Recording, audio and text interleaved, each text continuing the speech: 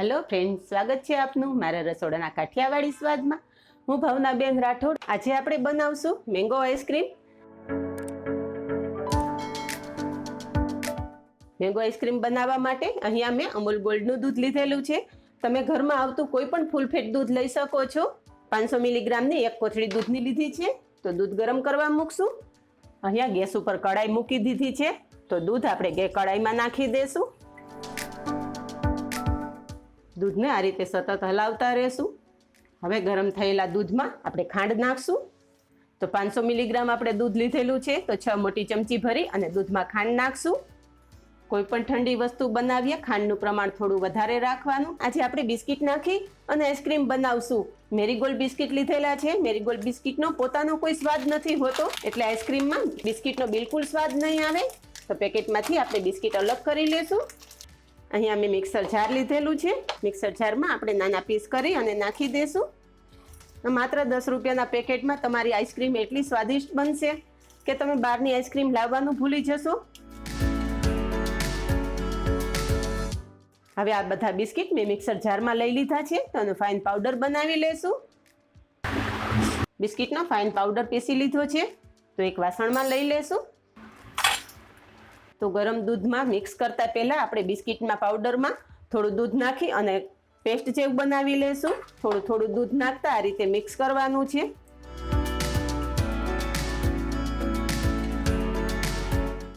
બિસ્કિટનો બનાવેલો પાવડર જો તમે ડાયરેક્ટ દૂધમાં નાખશો તો બિસ્કિટના ગઠ્ઠા જામી જશે. એટલે બિસ્કિટનો પાવડર દૂધમાં એડ કર્યા પહેલાં આ રીતે એક વખત પેસ્ટ બનાવી લેવાની, પછી આપણે દૂધમાં મિક્સ કરવાનું છે.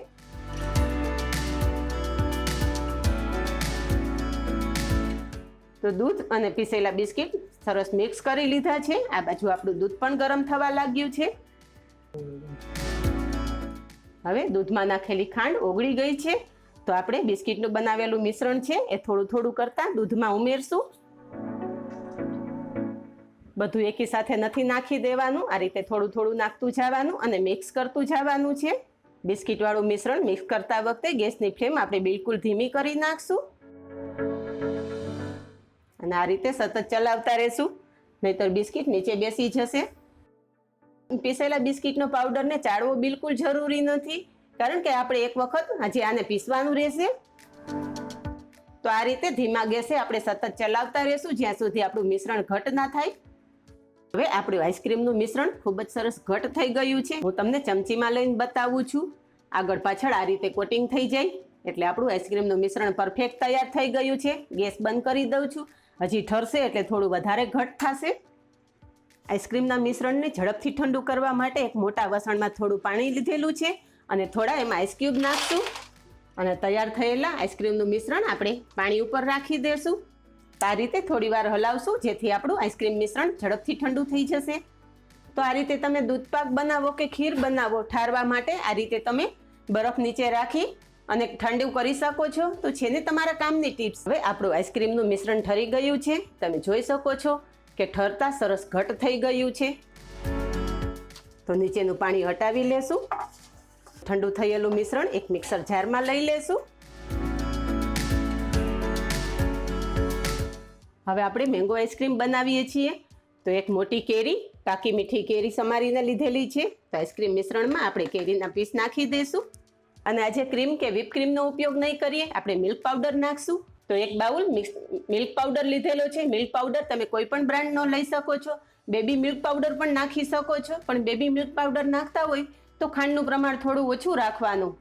અને એકદમ બજાર જેવો જ કલર લેવા માટે અહીંયા ઓરેન્જ ફૂડ કલર લીધેલો છે, જે પાણી નાખી અને મિક્સ કરી લીધો છે. ઓરેન્જ ફૂડ કલર પણ મિક્સ કરી દેશું અને પીસી લેશું.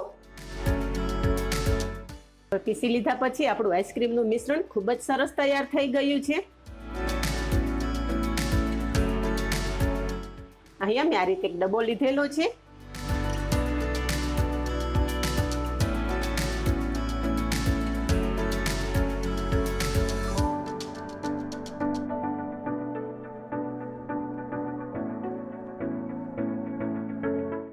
હવે આપણે આઈસ્ક્રીમના મિશ્રણને એક ડબ્બામાં કાઢી લીધું છે. અત્યારે 4 થી 5 કલાક આપણે ફ્રીજમાં રાખશું, પછી બીજી વખત આપણે પીસવાની છે.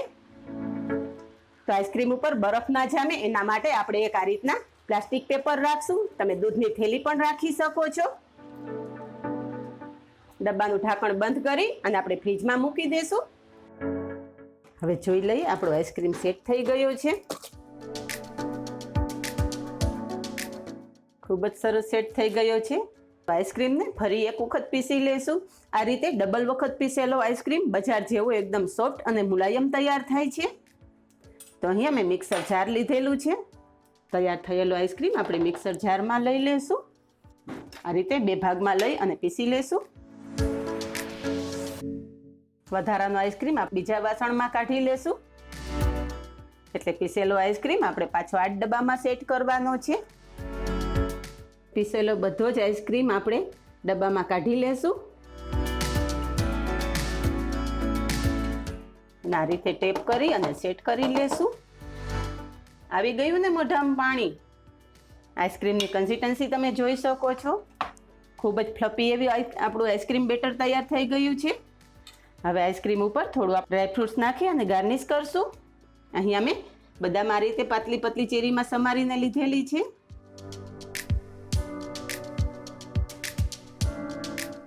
પ્લાસ્ટિક પેપર રાખી અને પેક કરી હવે આઈસ્ક્રીમને ફરીથી આપણે 5 થી 6 કલાક માટે ફ્રીઝરમાં મૂકી દઈશું. તો જોઈ લઈએ, આપણો આઈસ્ક્રીમ સેટ થઈ ગયો છે.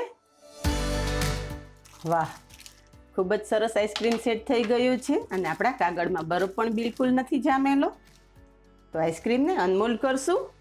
એના માટે આ રીતને આપણે ડબ્બાને સાઈડમાંથી આપણે પહેલાં તો અલગ કરી લેશું.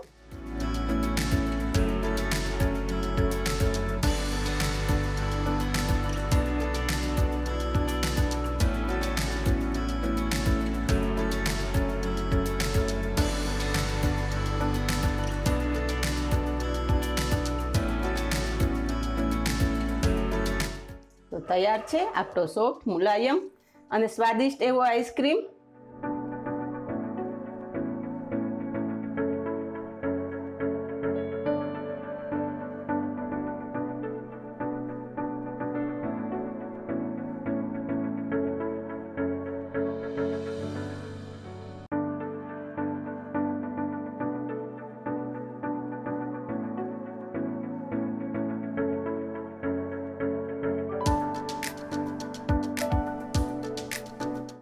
તો આજે જ બનાવો અને કમેન્ટમાં જણાવો કે આપને મારી મેંગો આઈસ્ક્રીમની રેસીપી કેવી લાગી.